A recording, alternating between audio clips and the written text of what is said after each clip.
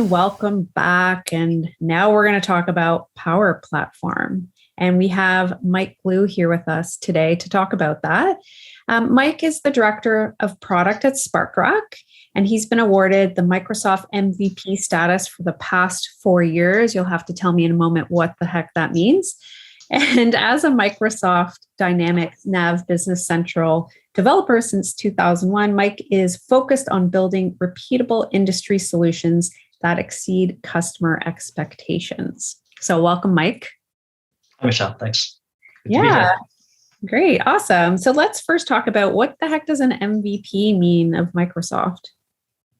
Yeah, so that's an award they give to individuals that really contribute to the community. So there's a bunch of different categories. My particular one that I focus on is business applications, in particular Microsoft Dynamics 365 is Business Central. And it's, contributing to the community. So whether it's blog posts, YouTube videos, participating in insider groups and forums and things like that. And really just being a champion for the technology.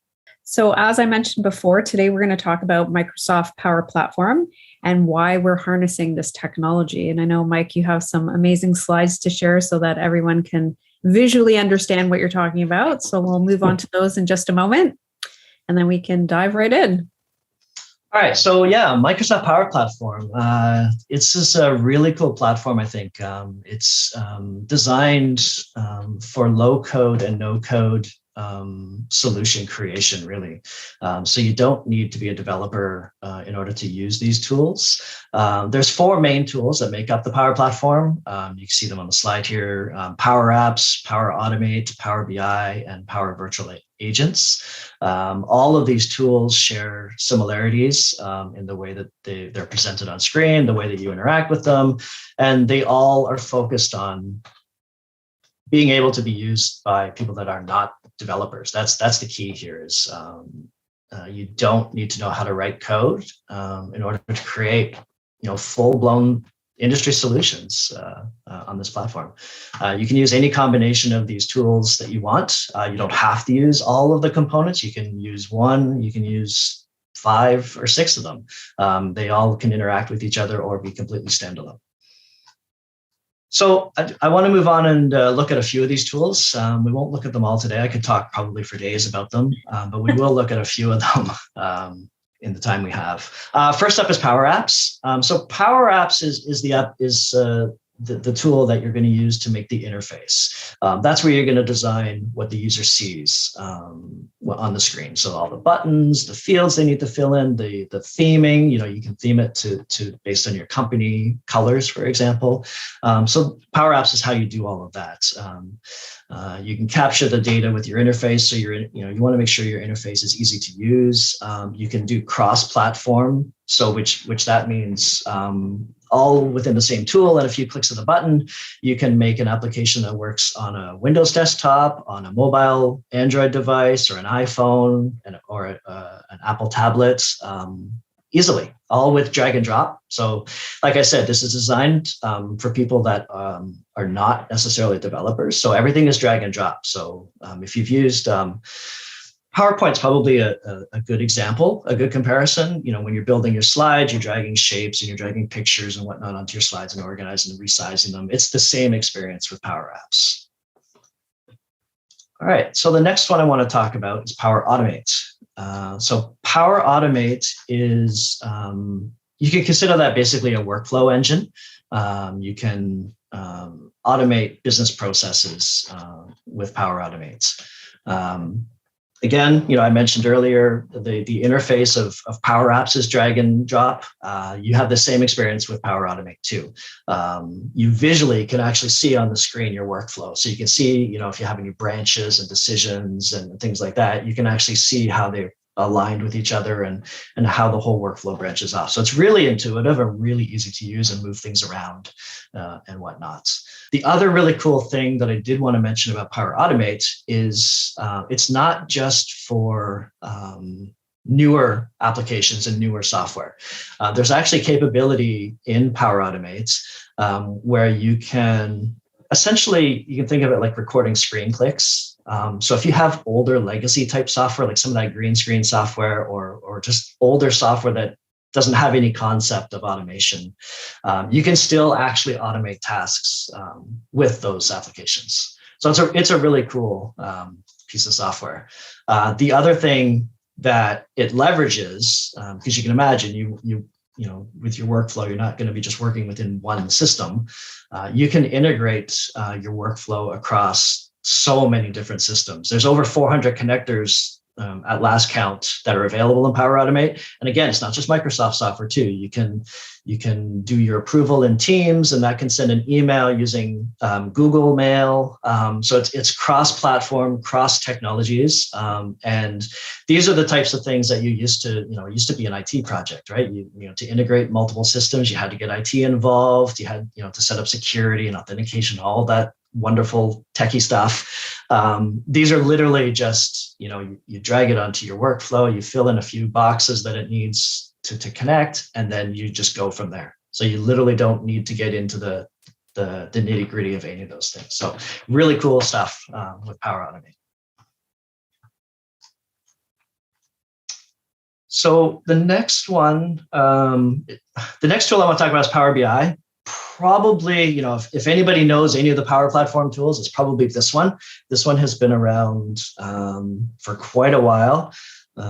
Started as an Excel add-in and then grew into Power BI. This is the tool that you can do all sorts of cool visualizations in order to basically visualize your data. That's what this tool is really all about: getting the data out of your system, or getting your data out of multiple systems, which is another key feature here. You can connect all of those connectors I previously just showed you. You can pull data from across all of those connectors. You can pull data from spreadsheets, all sorts of different systems into a single place, so you can write and create dashboards and reports to combine all of that data.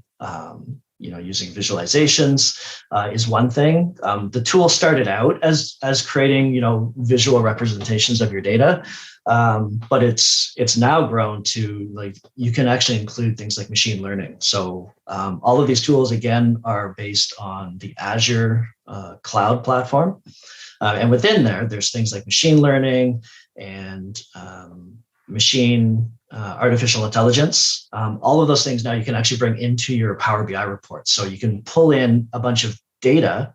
Machine learning and artificial intelligence can look at that data, and you can actually have your dashboard start showing you, particular analytics or KPIs. It can suggest KPIs for you based on your data, and you can actually start making predictions with your data, all coming from Azure, really. So it's really cool. Really, really cool what you can do here. And again, like I said, you can use all of those connections. So if you've already set up a connection, maybe you did a workflow, you set up a connection to Google Mail, for example, and you set up a connection to Teams, or you created a Power App, you can pull all of that stuff into Power BI. So even your Power App, you can actually analyze how your users are using your Power App. So not just the data that they're collecting, but actually how they're using it. So you can actually tailor your Power App. So if your users are not clicking on a button or not filling in a form properly, you seeing a bunch of errors that keep coming up, you can actually go in and fix that. So it's so many things you can use this for. It's really, really cool.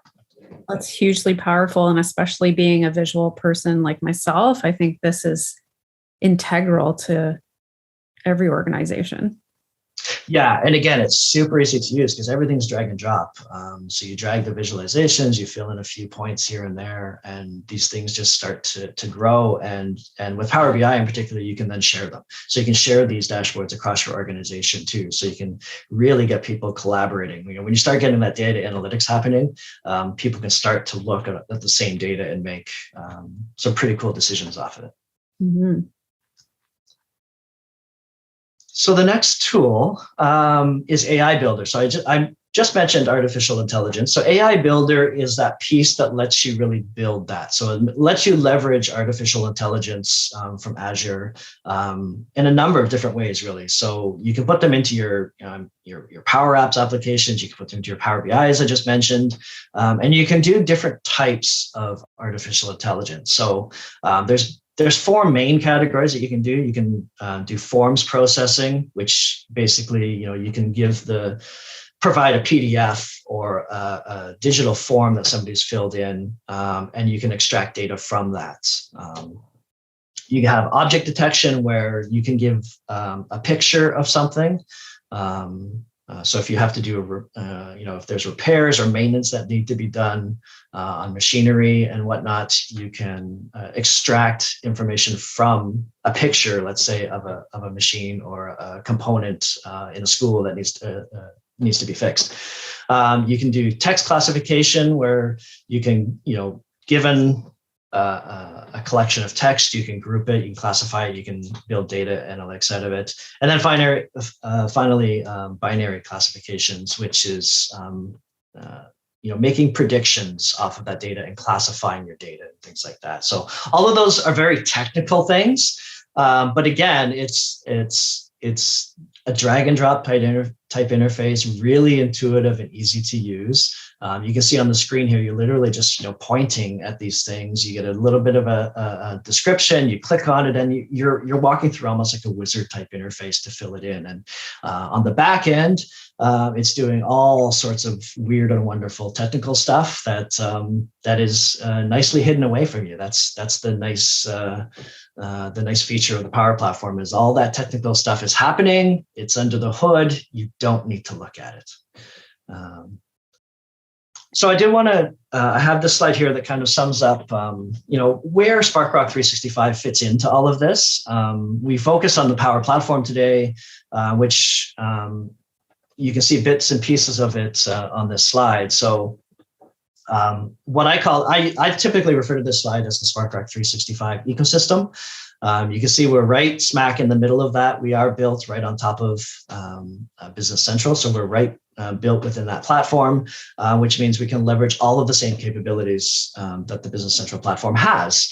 On the right side, you can see you have your extensibility tools. So some of the Power Platform applies there: Power Automate, Power Apps. These are the things that you'll use to create new functionality, or you'll use it to enhance additional functionality. And the whole set of extensibility tools, obviously it includes Power Platform for the low code, no code type solutions, but if there are developers out there. So there's also the more advanced tools like Visual Studio Code, where you can get in and actually write code and new business logic and create solutions. And again, you can write and leverage any solution with any other solution. So if you want to write a Power App with something you've created in Visual Studio Code, by all means, go ahead. You're free to do whatever you like.